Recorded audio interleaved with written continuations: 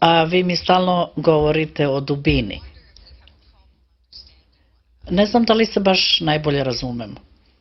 Ako se gleda u odnosu na Sarajevo, prva Sarajevska brigada nije bila organizovana istočno prema Sarajevu.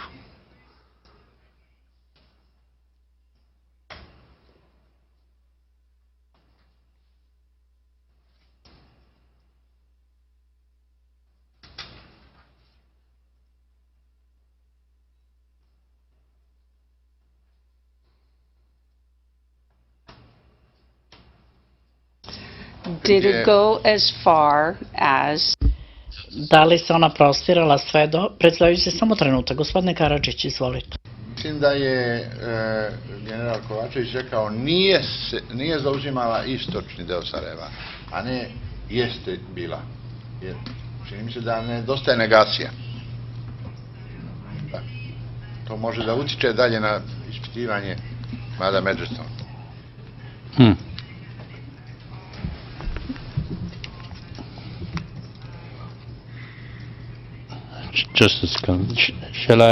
Predstavljajući sudija. Dobro, samo trenutak. Zamolit ću svedoka da ponovi svoj odgovor i gospodine Kovačević, izvolite. Prva Sarajevska brigada nije imala front prema Sarajevu sa istoka, već više sa juga. To je dijelom fronta, a front je bio izlomljena linija, tako da se ne može kazati sa istoka, sa zapada, to je nemoguće reći.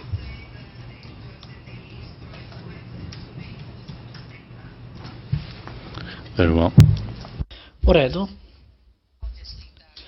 Tužilac Edgerton, u redu, nećemo više o tome, vratit ćemo se na to kasnije. Hvala. Brigadire, vaša brigada, da sada porazgovaramo malo o vašoj brigadi i jedinicama brigade, bataljonima. Vi ste, među tim bataljonima je postojao i mešoviti artiljerijski bataljon i bataljon protivvazdušne odbrane, je li tako? Da.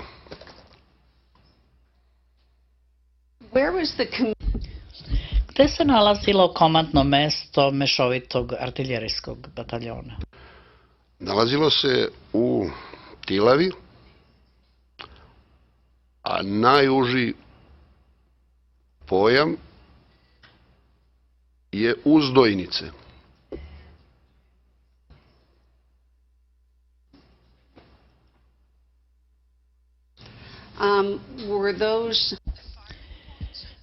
Da li su to bili vatreni položaj tog bataljona ili baterije ili su to bili dodatni neki drugi položaj? Ponašanje i uvažavanje drugog mišljenja nije bio za dijalog sa hrvatskim vlastima. Pokazao se da na svaki potez hrvatske vlasti on ide sa identičnim potezom suprotnog značenja, znači kao srpski potez, što bi bilo tuk na utuk. Nije prihvaćao demokratska ponašanja predstavnika Srpske demokratske stranke iz drugih krajeva, pogotovo ako su pokazivali određenu toleranciju prema većinskom narodu i dijalog koji su povodili sa njima. Često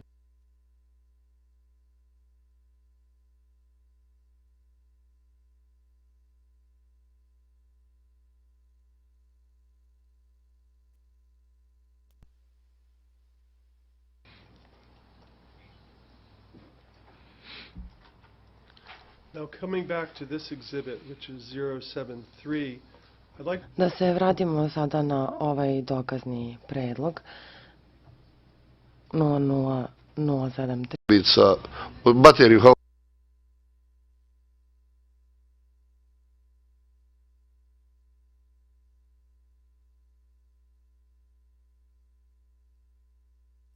bataljona u taj divizion prikupljena ta vrsta naoružanja.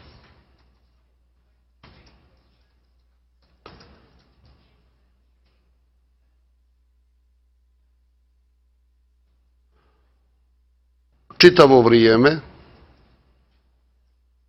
na komandnom mjestu tog diviziona nalazila se posmatračka misija Ujedinjenih nacija od osoblja, sjećam se da je prevodilac bila Sanja Zirojević, a ostali su se mijenjali.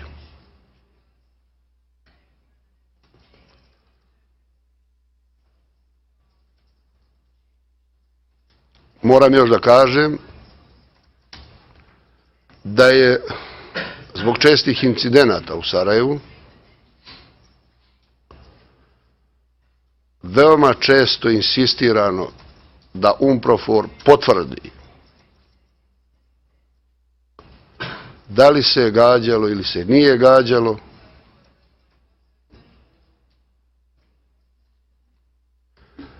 tako da bi knjiga koja je vođena na tom komandnom mjestu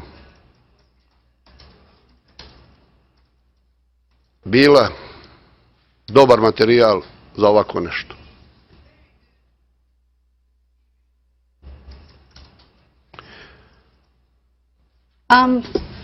We'll come back to this in more detail.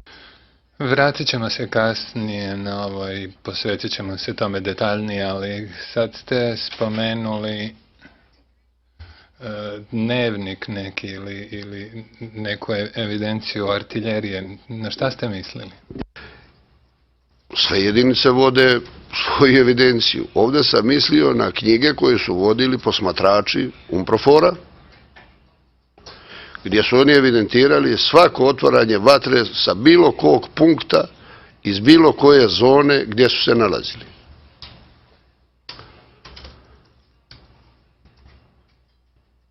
Oh, but I was referring to an artillery logbook. Ja sam vas pitala za artiljerijski dnevnik. Da li je brigada, s obzirom da znate kakvi su se dnevnici vodili tamo, da li je brigada imala svoj artiljerijski dnevnik gdje bi se zabilježilo svako otvaranje vatre sa svakog vatrenog položaja i kakvi su možda bili rezultati takve paljbe? Brigada vodi operativni dnevnik. U operativnom dnevniku su dejstva svih jedinica, ne samo artiljerije.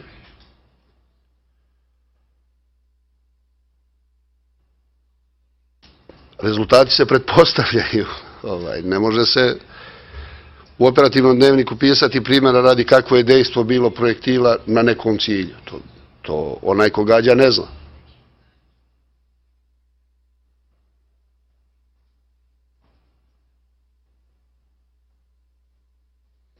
All right, thank you. We'll leave that. U redu, hvala. Sada ćemo preći na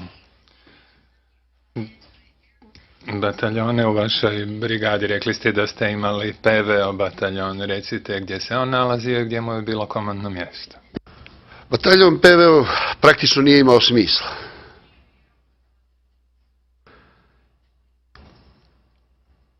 Nije imao smisla zato što smo 1992. godine u junu mjesecu zbog predaje aerodroma Ujedinjenim nacijama u zoni aerodroma Sarajevo svo PV naoružanje povukli iz blizine aerodroma.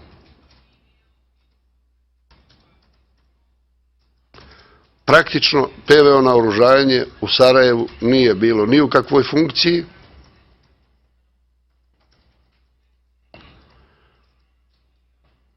osim što su dijelovi tog naoružanja, kao što su topovi 20 mm ili 30 mm, služili kao protivpješadijska oruđa, jer se mogu u tu svrhu upotrijebiti. Thanks for that answer, but I actually... Hvala na tom odgovoru, međutim ja sam vas pitala nešto sasvim drugo. Pitala sam vas gdje se nalazila njihova komanda ili sjedište. Pa praktično nije ni funkcionisala. Ona je bila uz artiljerijsku jedinicu, ali je praktično nije bila. Formalno je postojala, ali nije bila.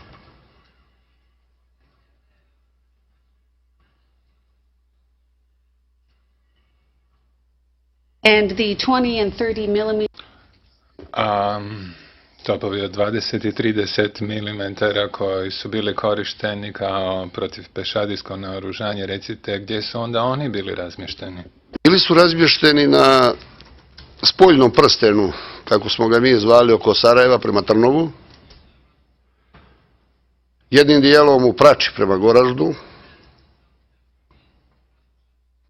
jednim dijelom na Nišićima prema, kažem, uslovno rečeno prema olovu.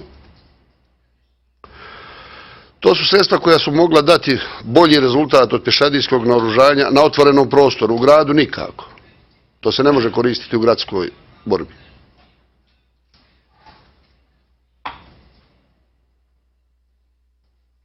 So they were within... Dakle, oni su bili sa bataljonima, da tako kažem. Pješadijskim bataljonima, jeste. And you also had a tank battalion.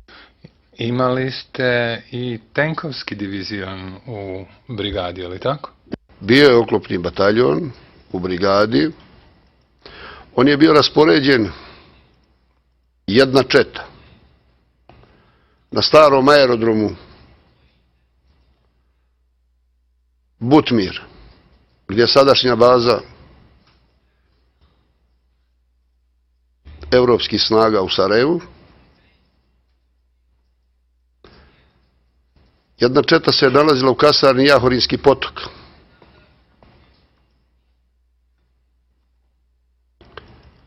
Na Palama, malo dalje od Pala, prema Prači. A jedna četa u Trnovu. And how many tanks? A koliko ste tenkova imali u oklopnom bataljonu? A načelno 3 čete imaju 27 tenkova, ali nije to uvijek tačan broj. Ovoga puta je bilo manje.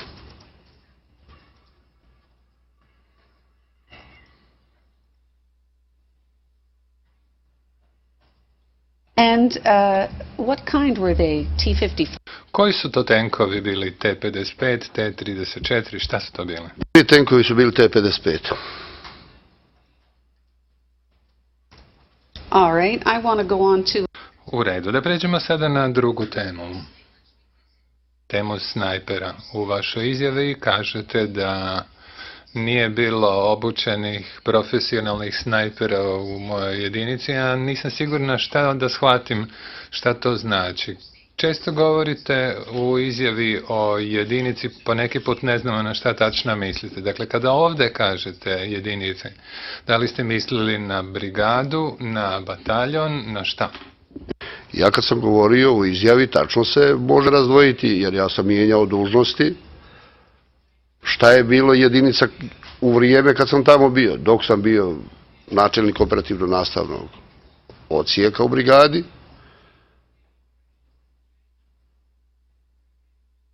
ja sam opisivao situaciju šta sam radio tada.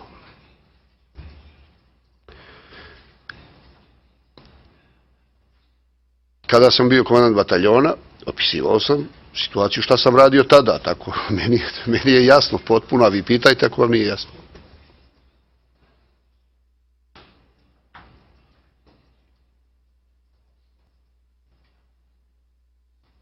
Sure, when you said there were no trains... Kada kažete da nije bilo obučenih profesionalnih snajpera u vašoj jedinici, da li ste tu mislili na bataljon ili brigadu? Predsjedavajući, da pokažemo taj deo teksta svjedoku. Tužilaštvo, to je u paragrafu 36 dokumenta P2331. And of course he'd need to see the... I naravno moramo mu pokazati verziju na jeziku koju on razume.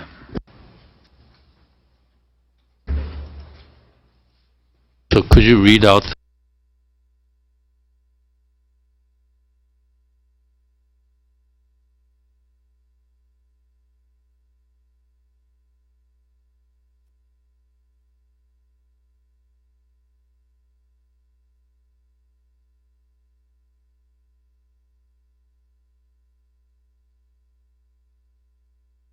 Ako se zna i uzme u obzir da se snajperima dejstvuje na istaknute ciljeve na većim udaljenostima, na svim položajima u Sarajevu, a naročito u mojoj jedinici, moglo se dejstvovati svakom vrstom naoružanja, pa i lovačkom puškom, jer su rastojanja veoma mala. Ja sam imao saznanja o postojanju snajperista u nama suprotstavljenoj jedinici prvog korpusa armije BiH. So, by unit here, are Kada govorite o jedinici, da li tu mislite na brigadu ili na bataljon? Ovdje sam mislio na bataljon, jer sam govorio sa te pozicije, a mogu da kažem i za brigadu, jer meni je to poznato. Obzirom da sam ja bio čovjek koji je bio odgovoran za obuku jedinice,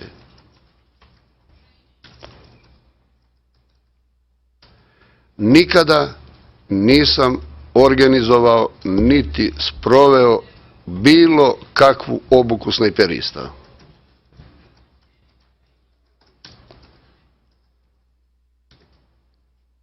Snajperisti se u jedinicama biraju po svojim psihofizičkim karakteristikama,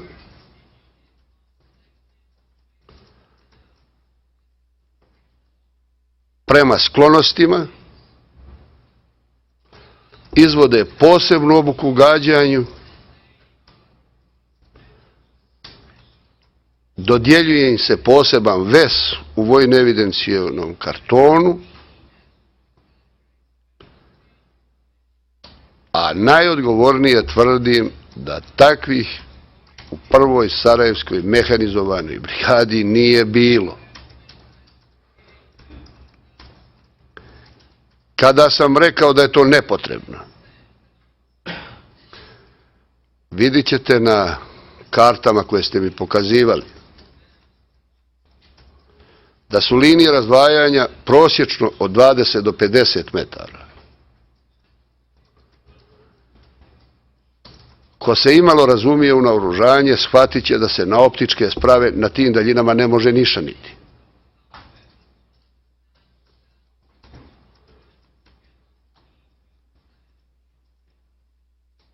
Da se tu mogu upotrebljavati sve vrste pješadijskog sitnog naoružanja.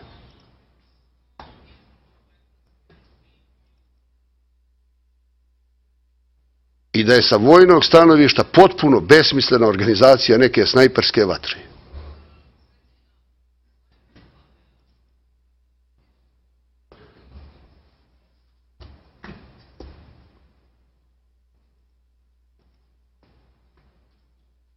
so when we Dakle, kada, na primjer, govorimo o snajperskoj grupi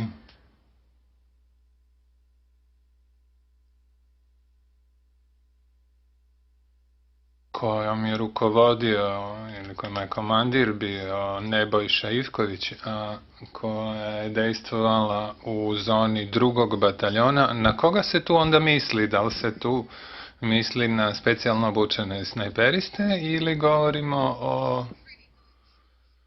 ljudima koji znaju dobro da gađaju i koji su mogli da pogađaju mete lakim pješadijskim naoružanjem? Da pomognem oko prevoda. Sharpshooter su streljci, na naš jezik se prevodi kao streljci.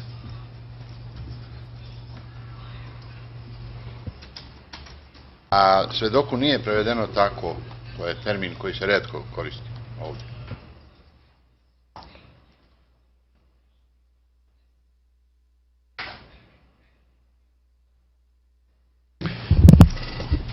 Very well, thank you.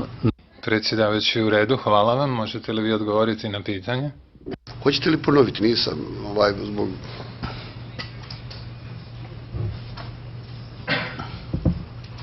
Sure. Naravno. U tim zgradama koje smo vam pokazali na fotografiji, one u Grbavičkoj ulici, tamo je, na primjer, bila jedna snajperska jedinica. Oni su dejstvovali odande, njima rukovodio Nebojša Ivković i neki drugi ljudi. U svakom slučaju, kada govorimo o toj jedinici, o kakvim strelcima mi tu govorimo? Da li su to snajperisti ili obični strelci koji otvaraju vatru na ciljeve lakim pešadijskim naoružanjem.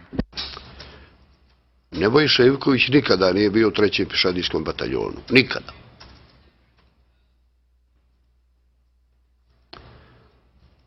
Taj čovjek je meni poznat od kraja rata. Vidio sam ga na Grbavici. Mislim da nije imao nikakvu ulogu ni u 2. bataljonu. Ovo mislim. Ne znam.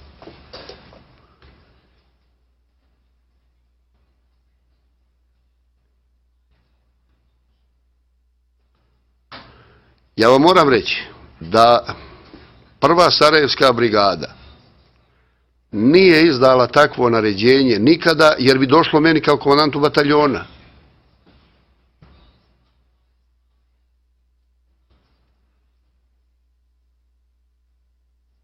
A bilo je osoba koje su za sebe htjeli da kažu da su pomalo specijalci neki, valjda radi nekog sopstvenog imidža.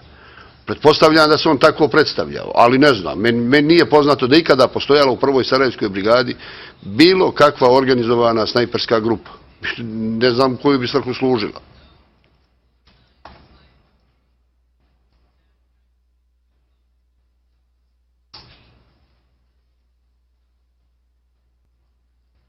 Are you disputing that?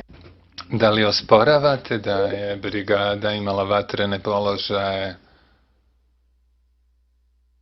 u zgradama na Grbavičkoj ulici? Ne osporavam ja da je imala vatrene položaje, ne. Ali da je imala snajperske grupe, osporavam. To nije radilo. Brigada takve stvari nije organizovala. Znam pouzdano, takva naređenje bi ja dobio.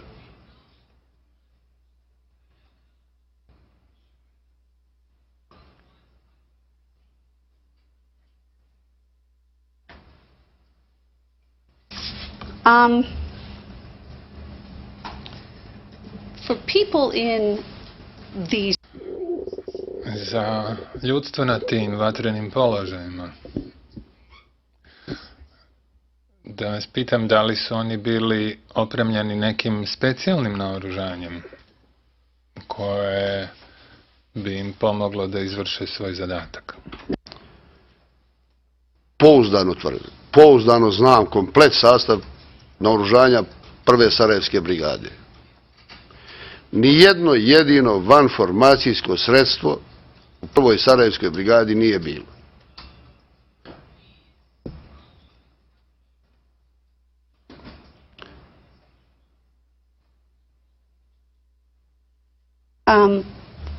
Can you explain to us what we're supposed to understand when you... Možete li nam objasniti kako bismo trebali shvatiti šta znači ta reč po formaciji naoružanja? Pa vjerovatno ste imali priliku da vidite formacije jedinica prilikom ovoga rada. Tamo se tačno piše koje je ljudstvo, koja vrsta naoružanja i kako se organizuje. Brigade nisu proizvoljne družine pa da radi ko šta hoće.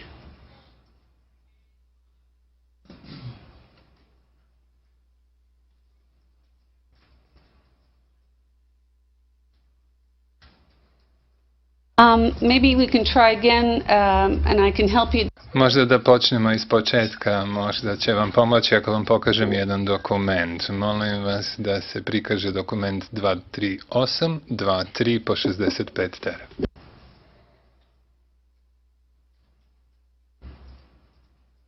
And we should have it available in translation. I to bi trebalo prikazati i u prevodu i na originalu. To šalje Veljko Stojanović, komandant 1. Sarajevske mehanizovane brigade. Datum je 29. oktobra 1993. a dokument je upućen generalu Galiću.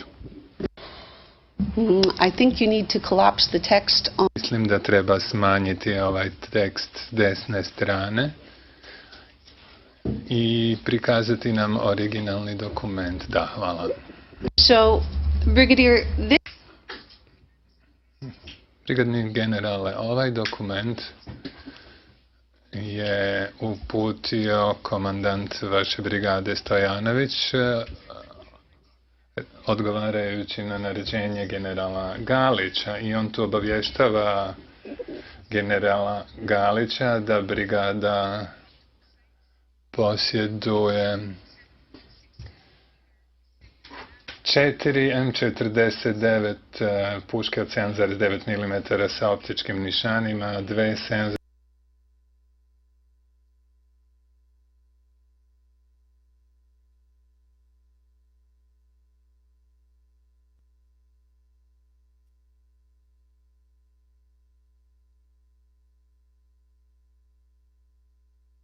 sa optičkim nišanima, 2 7,62 mm puške sa infracrvenim nišanima, 4 prigušivača i 4 prigušivača za puške od 7,62 mm.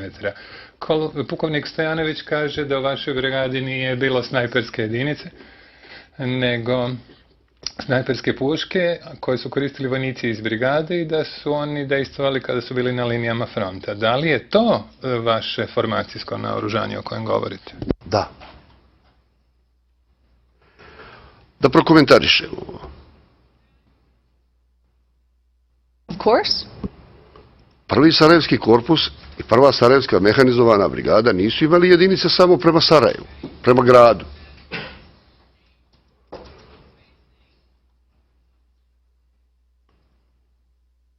To je manji dio jedinica koji je upućen prema gradu. Veći dio jedinica je bio orijentisan na manevarskom prostoru, prema spoljnom prstenu.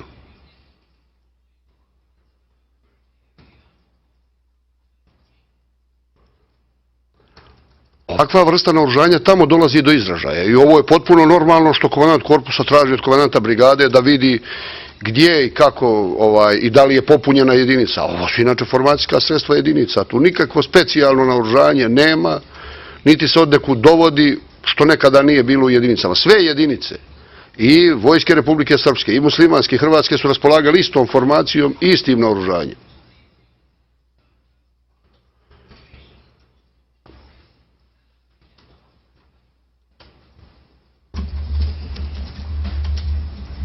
Are you saying that Da li nam vi kažete da su jedinice brigade na liniji sukoba u Sarajevu, da one nisu posjedovale ništa od ovog naoružanja? Pa molim vas, na svaku pušku, baš svaku, može se staviti optički nišan. Kao što se stavlja na lovačko naoružanje.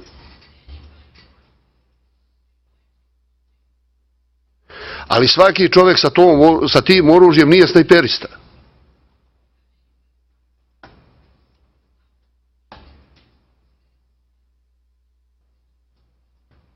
Znači, svi lovci bi bili snajperisti, po toj logici.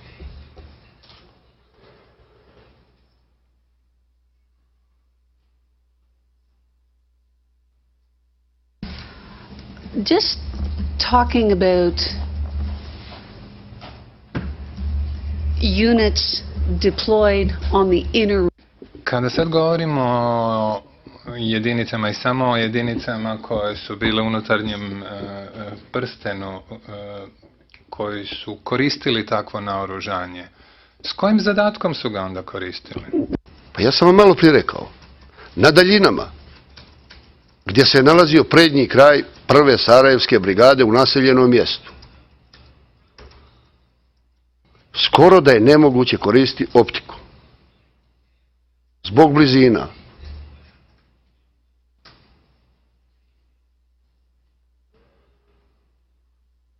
Ja vama ne mogu dočarati šta znači dejstvo u naseljenom mjestu.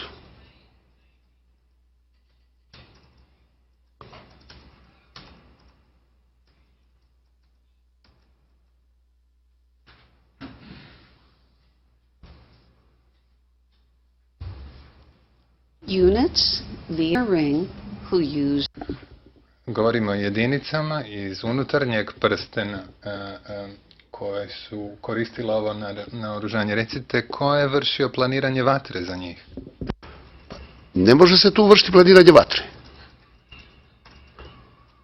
Vojnik je u rovu ili u nekom objektu osmatra ispred sebe i to što se pojavi ispred njega na to dejstvo, ako ga ugrožava. Ako ga ne ugrožava, nema ni potrebe.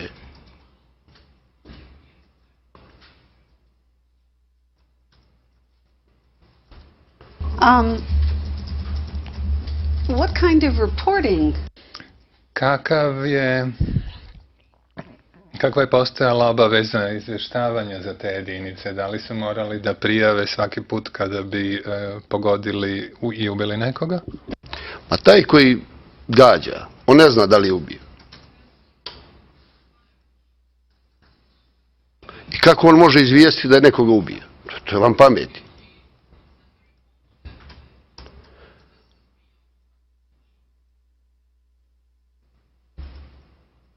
Are you saying that a person Da nam kažete da osoba koja puca iz puške ne vidi šta se dogodilo tamo gdje je gađao, da je pogodio cilj? Ne razumijem vas baš. Ja razumijem da vi mene ne razumijete, jer niste bili u takvoj poziciji. Vojnik na liniji donosi sam odluku, hoće li otvoriti vatru ili neće. Na osnovu koliko mu prijeti opasnost ili ne prijeti.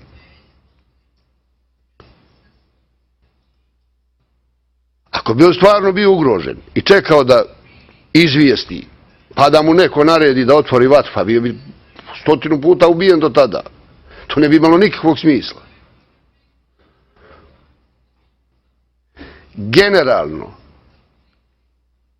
Generalno, kad se organizuje komandovanje, naređuje se kakav režim vatre, da li da se čeka, kao što je kod nas najčešći slučaj bio,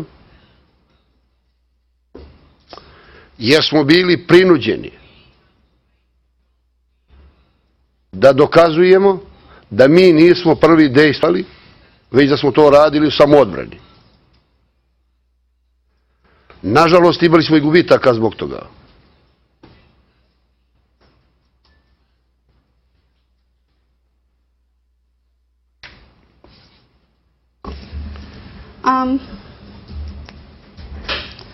Let's go on to, thank you for that. Let's go. Hvala na odgovoru.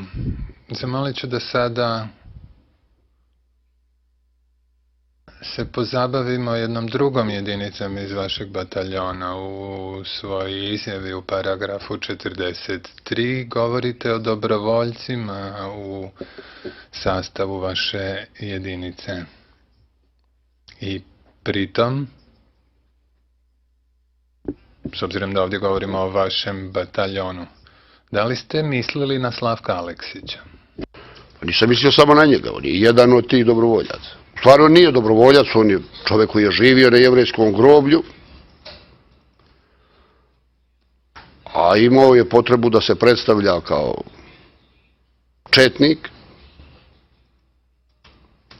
što je u suštini bilo suprotno onome što je radio, jer on je regularno, kao i svi drugi, mobilisan i bio na tom položaju. Ovdje ne treba dovoditi u vezu njegovu političku orijentaciju radikala sa onim što je radio. To nema veze. Slavko Aleksić nije bio paravojska. To možete provjeriti i možete prikupiti takav dokaz, jer se kao i svi drugi nalazi u knjigi, koja je osnovna knjiga VOB 8, i svi pripadnici njegove jedinice. To nije bila paravojska. To su bili ljudi koji su iz političkih razloga govorili za sebe da su četnici, radikali, ali oni su bili mještani, među njima je bilo i dobrovoljaca iz drugih zemalja.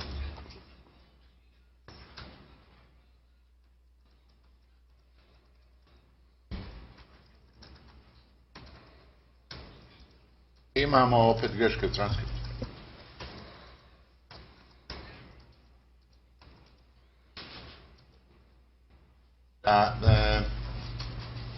Trebalo bi da stoji da on je rekao četnik i radikal, a ne četnik i dobrovoljac.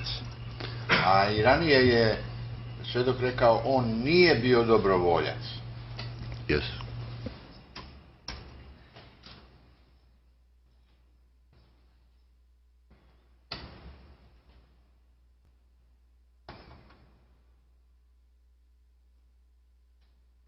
Yes.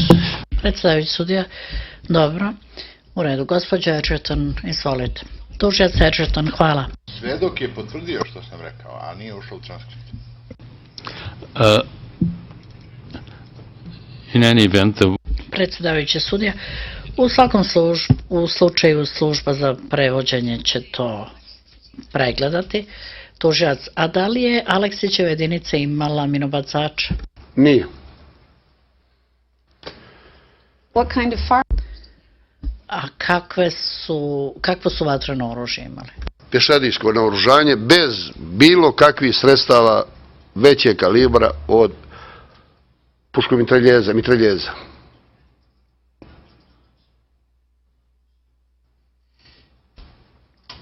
Did they have sniper rifles?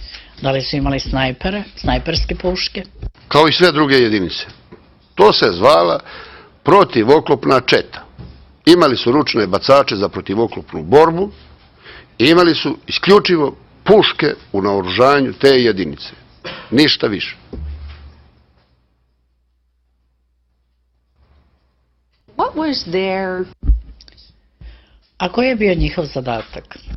Njihov isključivi i stalni zadatak bio je da ne dozvole prolazak preko jevrejskog groblja i njihova linija odbrane je bila ulaz u kasarnu Bosut, što je na gornjoj ivici jevrejskog groblja, do puta sadašnje i tadašnje zaobilaznice u Sarajevu. Nikada, nigdje drugo i ništa više. O toj jedinici toliko. I tu je i počela i završila rat. Na zidu jevrejskog groblja.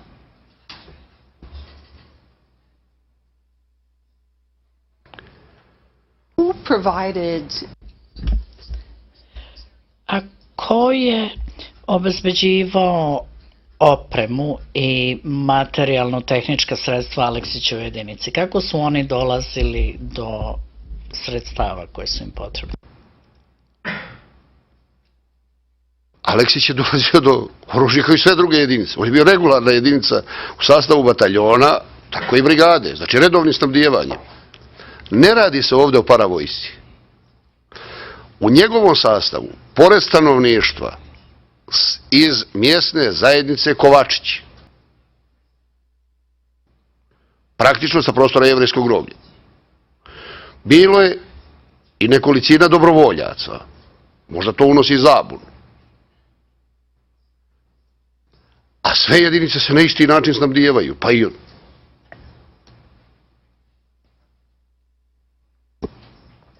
Does the regular way mean...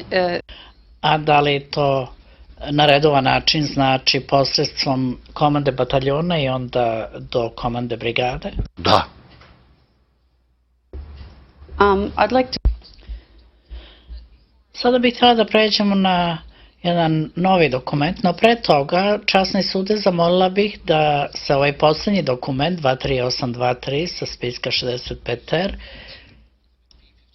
unese u spis kao dokaz tužilaštva. Predsjedavajući, dobro. Sekretar, to je P5930. Tužilac, molim da sada pogledamo 23874 sa spiska 65R. To je zahtev koji je uputio Slavko Aleksić.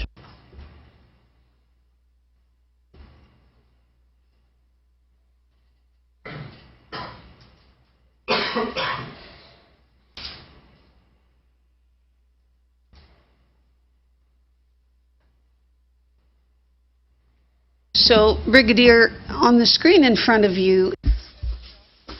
Brigadire, na ekranu pred sobom vidite dokument iz protiv oklopne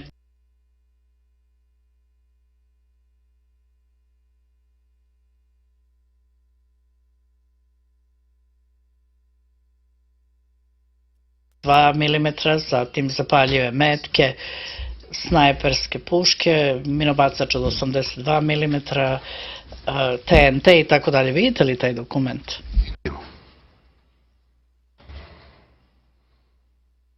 So why did you say Alexić's unit?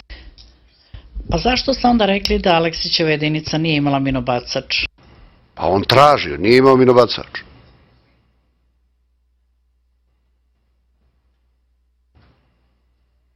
To ne znači da mu je odobreno. Well, it's directed to you. Did you? Pa dobro, ali ovo je vama upućeno. Da li ste vi to odobrili ili ne? Ja ću vam reći ovo. Ja sam imao stalni problem, pošto to nije stalni sastav. Već je mobilisani sastav sa slabim vojničkim znanjem. Prosto je neverovatno koliko su to ljudi bili megalomani koji se bojali, oni se bojali. Oni su htjeli da imaju rezervu svega i svačega. A dozvolit ćete, ja sam bio čovjek koji je to znao, ja nikada ovo nisam odobrio, nikad. I stalno se ovo ponavljalo, ovo nije bilo jednom, ovo je bilo, pa tražili su mi avione, a nešto drugo. Ovo je uobičajeno bilo, ništa ovo. Nije im to odobreno. Jer ja im nisam mogao odobriti nešto što ja nemam. Malo prije sam vam rekao da je snabdijevanje naših jedinica išlo strogo profesionalno. Možete to vidjeti u svim našim izvještajima, to je bilo sasvim normalno, prirodno. Uobičajena praksa. Tako da niko nije mogao proći mimo uobičajene procedure.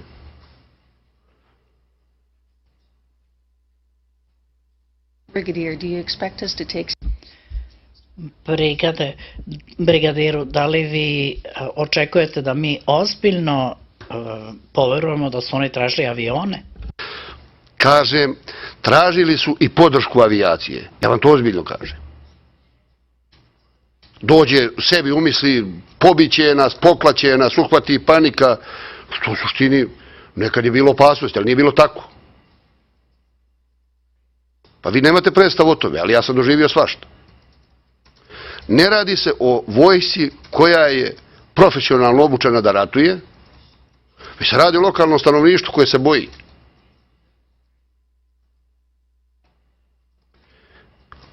Osnovno pitanje, ko će meni pomoći na liniji kad ja budem ugrožen?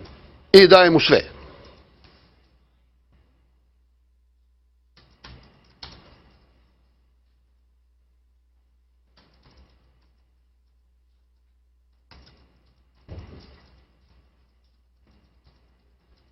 Now, you also said in that same paragraph. U tom istom pasusu vi kažete da su ti dobrovoljci. Greška u transkriptu. Svedok nije rekao and I provided all, ja im dam sve, nego je njihovo pitanje, molba sadrži daj mi sve.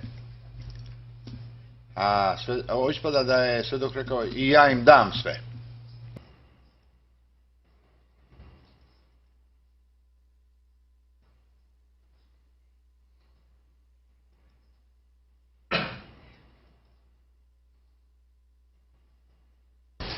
There's a phonetic Predstavljajući sudija.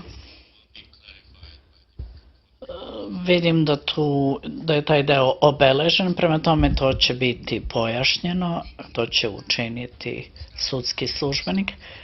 Da idemo dalje. Tužilac, hvala. Molim 23874 sa spiska 65R. Molim da se ono usvoji u spis. Predstavljajući sudija u redu, sekretar, to je dokazni predmet tužilaštva P5931.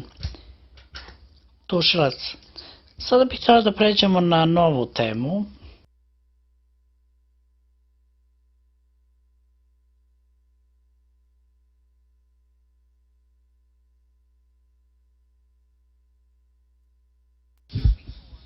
Samo u muslimanskim sredstvima informisanja sam video da su eventualne žrtve borbe između naših jedinica i nama suprotstavljenih jedinica prvog korpusa armije BiH bili civili.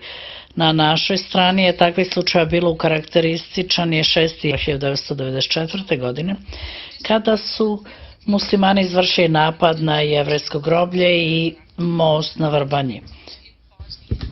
Dakle, samo još jedno pojašnjenje. Te civilne žrtve koje vi ovde pominjete u ovom pasusu, vi pritom mislite na žrtve na teritoriji koja je bila pod kontrolom Bosanaca, ili tako? Ne. U prvom dijelu, kad sam rekao da sam saznavao preko medija o žrtvama na muslimanskoj strani, to tvrdim i sada. Ja nisam znao šta se dešava u Sarajevu, I da li je to stvarno tako? To sam gledao na televiziji. Pošto mi je poznato kako se vodi medijski propagandni rat, a ovoga puta to protivnička strana nije krila, nego otvoreno saopštavala, znao sam da je to preuveličano, znao sam da su mnogi incidenti namješteni, ali to su moja saznanja, ja drugih saznanja nisam imao.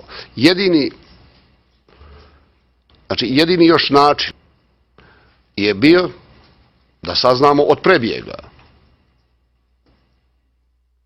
koji su dolazili na našu stranu i oni su nam pričali šta se tamo dogodilo.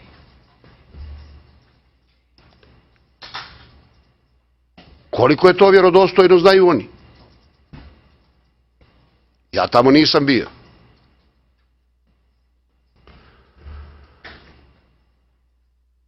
A ovaj slučaj 6. juna 1994. godine, što sam pomenuo na našoj strani, je samo radi ilustrovanja.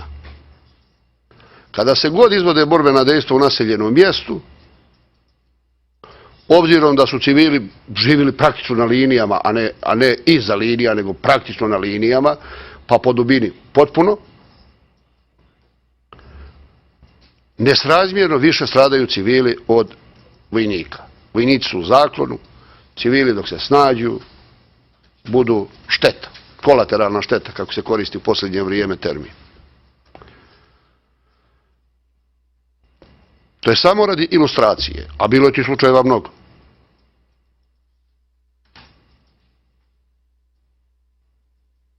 I actually just want to make a transcript correction or a Tužilac, ja bih htjela da sada ja unesem jednu ispravku u transkript. Vi ste pomenuli za taj slučaj 6. juna, međutim, da li ste pritom mislili na 6. januara? Thank you. Hvala. You just said Upravo ste rekli sada malo pre da niste znali šta se događa u Sarajevu i da li je zaista bilo tako. Pitam se, da li time hoćete da kažete da niste imali nikoga ko je izviđao ono što se dešava u gradu, dakle neki istureni osmatrač? U Sarajevu, u naseljenom mjestu je to nemoguće. Ne može, jer nema prostora da se ispred linija nešto organizuje. To je nemoguće. Nisam imao.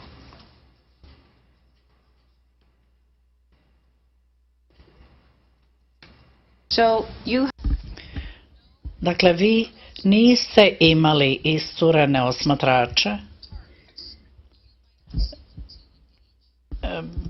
koji bi osmatrali bilo koje ciljeve koje ste vi eventualno po kojima ste vi htjeli istvojiti? Samo ono što se sa linije vidi. Na prostoru od 20 metara rastojanja, šta se može organizovati?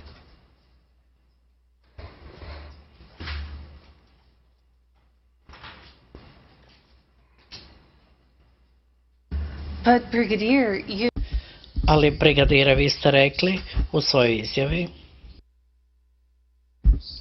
da ste preduzeli mere da se izbegne kolateralna šteta kada ste odlučivali da li da dejstvujete po nekom cilju ili ne. A kako ste to mogli činiti ako niste imali neke isturene osmatrače ili oficire za navođenje? Jednostavno. Moja jedinica koja se nalazi u dodiru ispred sebe ne može isturiti ništa, jer bi na 20 metara bilo u muslimanskoj teritoriji. To je nemoguće. Obzirom da je grad, tu se vidi ulica, kroz zgradu se ne vidi. To je maska iza. Puška ne može da dejstvuje kroz zgradu. Može kroz prolaze, može duž ulice i to je sve. Bomba ručna može ispred zgrade, postavi se mina ispred rova i to je to.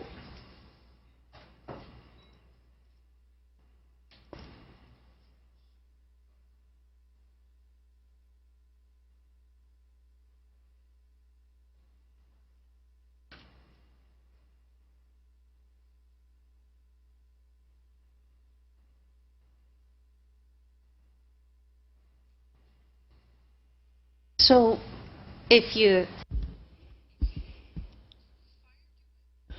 Dakle, ako ste vi ispaljivali svoje oružja bez ikakvog osmatranja, ja sam onda stvarno radoznala da čujem koje ste vi to mere preduzeli kako bi se izbjegla kolateralna šteta.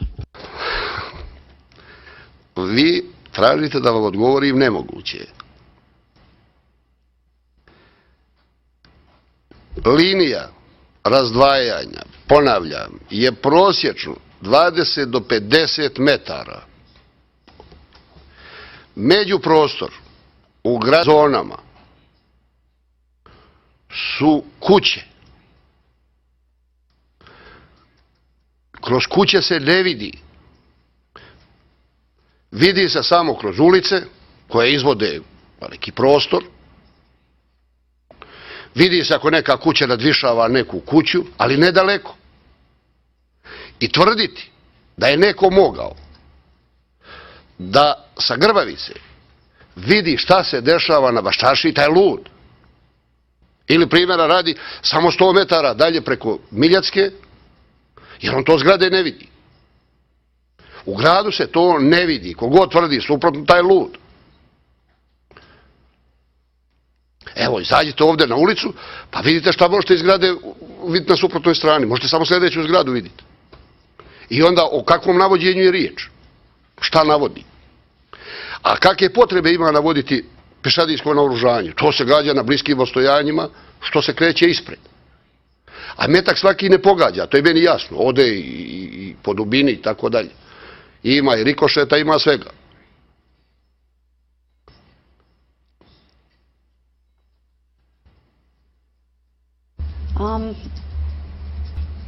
I actually think Ja u stvari mislim da ja od vas ne tražim nemogući odgovor, jer vi ste u svojoj izjavi u paragrafu 32 rekli, a ja ću to da vam pročitam.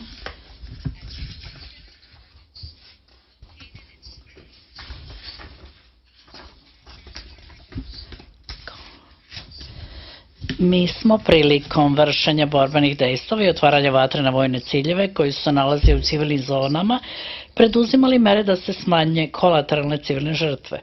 I onda navodite primer. Ja vas sada pitam za neke od tih primjera, još neki primjer da nam date. Jednostavno. Jednostavno. I to je tačno. Naređenje da se ne otvara vatra bez potrebe je sprečavanje nepotrebnih žrtava. To je jedno. Drugo, da se gađa cilj koji mu predstavlja opasnost, a ne da se puca na pamet. To je jedna od mjera. Besmisleno otvaranje vatre na pamet ako ga niko ne ugrožava. To je jedna od mjera. Eto, to su te mjere koje mi naređujemo. Ne možemo mi izmisliti nešto što bi bilo sad čudo i spektakularno. To su jednostavne stvari u životu, odnosno u borbi, dešavaju. Nismo mi tu bili filozofi pa da sad postavljamo neke čudne uslove. To je ono što čovjek može da uradi u toj situaciji. To je više apelovanje na svijest pojedinca koji se nalazi u rovu. Da bude pažljiv, pribran, pametan, da čuva sebe, a da ne ugrožava drugog bez potrebe.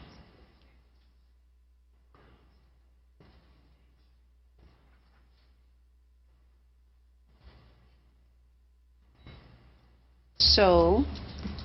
Can we understand? Dakle, da li to onda treba da tumačimo tako da je bilo prepušteno samom vojniku da proceni kolika je opasnost ili pretnja i da onda sam odlučuje kako će da odgovori na to i da li će da na to odgovori. Jel vi to kažete? Molim vas. Vojnik u rovu, kada bi čekao da mu neko drugi donese odluku hoće li se on braniti, nikad se odbranio ne bi.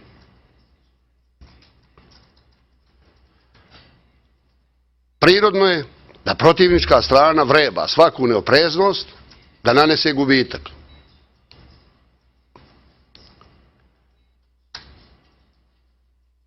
I sve ostalo je laž ili iluzija, ne znam ko šta tu priča. Nego ko drugi da donosi odluku ko će li se braniti, nego onaj koji je u rovu, onaj koji je ugrožen. On donosi odluku. Ali on ne odlučuje hoće li se voditi borba ili neće. Zato postoji komandovanje. On odlučuje o sebi. Komandir odeljenja odlučuje o odeljenju, komandir voda o vodu i tako dalje. Zato postoji hijerarhija. Zato postoji organizacija. Moramo priznati da je tamo gdje su profesionalnije jedinice i bolje, to bolje funkcioniše, gdje je ljudstvo neobučeno, onda to slabije funkcioniše, tu je više grešaka i onda se tu može govoriti o kvalitetu jedinica. Po tome se razlikuju. Jesu li obučenije ili nisu? Da li je ljudstvo koje se nalazi u rovu sposobno da izvrši samostalno ili u grupi ili u jedinici zadatak ili nije sposobno? Po tome se procjenjuje.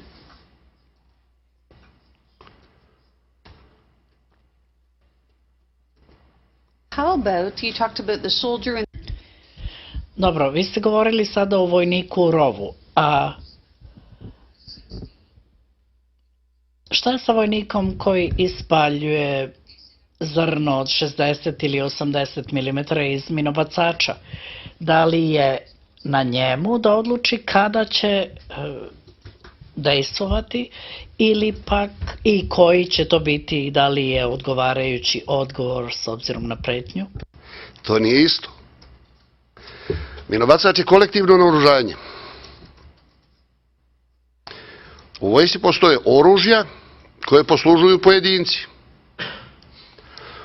Oruđa koja poslužuju timovi, ali su oruđa pod komandom starešine. Oruđa ne mogu dejstvovati bez naređenja starešine. U takve grupe se organizuju minobacačke jedinice i artiljerijske jedinice i PVO jedinice.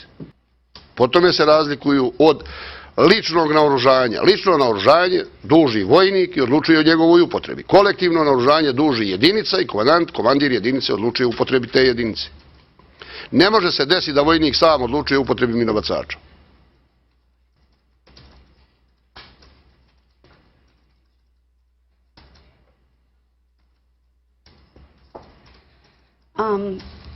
but in your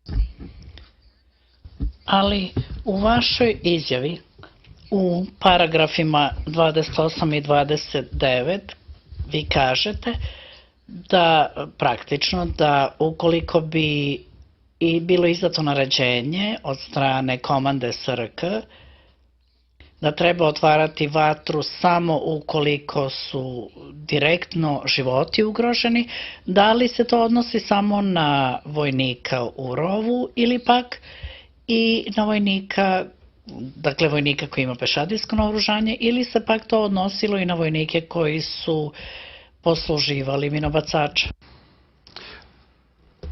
Ako komandant korpusa izdaje takvo naređenje, pošto ste pomenuli komandanta korpusa, onda on očigledno ima saznanje da se radi o operaciji i da je zona bezbednosti korpusa ugrožena. Onda se sve stavlja u pripravnost. Bilo koji nivo, znači koji donosi odluku, on vjerovatno raspolaže podacima u tom trenutku šta se dešava ispred njega. Tako da se svi ljudi stavljaju u pripravnost. A stavljanje u pripravnost ne znači dejstvo. Dejstvo je kad se izda komanda.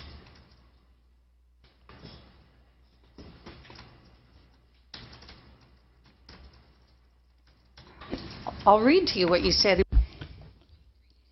Ja ću vam pročitati šta ste vi rekli u paragrafu 23. Vi ste rekli: mnogo puta je naređivano sa svih nivoa komandi SRK da se vatra otvara samo onda kada je neposredno ugrožen život i to na ciljeve koji ugrožavaju bezbednost jedinice. Prema tome,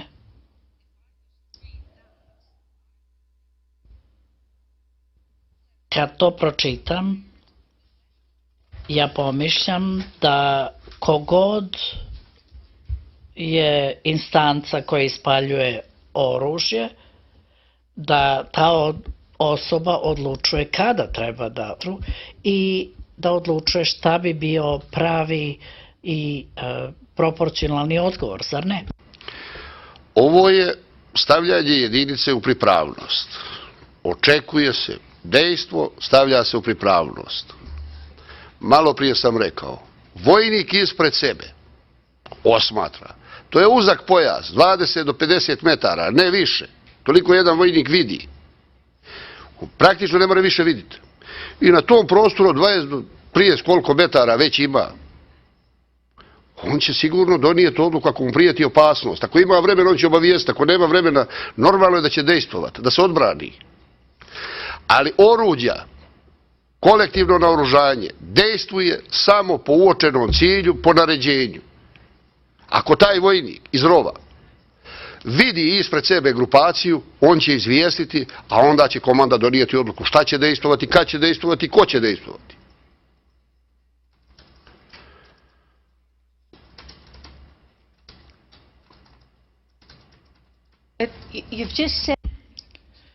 Vi ste upravo rekli, a ja sam insistirala na tome, predstavljajući sudija, gospođo Edgerton, možete li molim vas da... In your statement, Tužilac Edgerton, u redu, hvala. U svojoj izjavi, u paragrafu 44, vi kažete da se često događalo da se vatra otvara sa mobilnih minobacača u blizini civilnih zgrada, poput bolničkog kruga, predsjedništva, zgrade televizije, kako bi se isprovocirao odgovor srpske strane. about these mobile Govoreći o ovim pokretnim ili mobilnim minobacačima, standardno, koje su oni bile veličine? Odnosno, kolike su bile? Ja sam radio u školskom centru Maršal Tito prije rata. U školskom centru Maršal Tito postojale su kolektivna oruđa za obuku pitomaca. Među njima veliki broj minobacača 60 mm, 82 mm i 120 mm. Bilo je i drugih sastava, tenkova, T-55, oklopnih transportera, bestrzajnih topova, PVO topova i drugih vrsta. Brigadire. Ja sam vas pitala o veličini pokretnih minobacača o kojima ste govorili u paragrafu 44. Nisam vas ništa pitala o tome šta je sve postojalo u kasarni Maršal Tito. Dio sredstava iz kasarne Maršal Tito je uzet i montiran na kamione. Na svaki kamion se može postaviti podloga minobacača da uspješno dejstvuje. Ispali se mina, jedno ili dvije, i kamion se pomjeri, premjesti se. To je taktika stvaranja privida velikog broja artiljerijskih oruđa, unošenja panike i zabune. A najčešće se vatra otvara iznenadno i prvi projektili najviše ubijaju, dok se ljudstvo ne zakloni. Pošto je u gradu Sarajevu upravo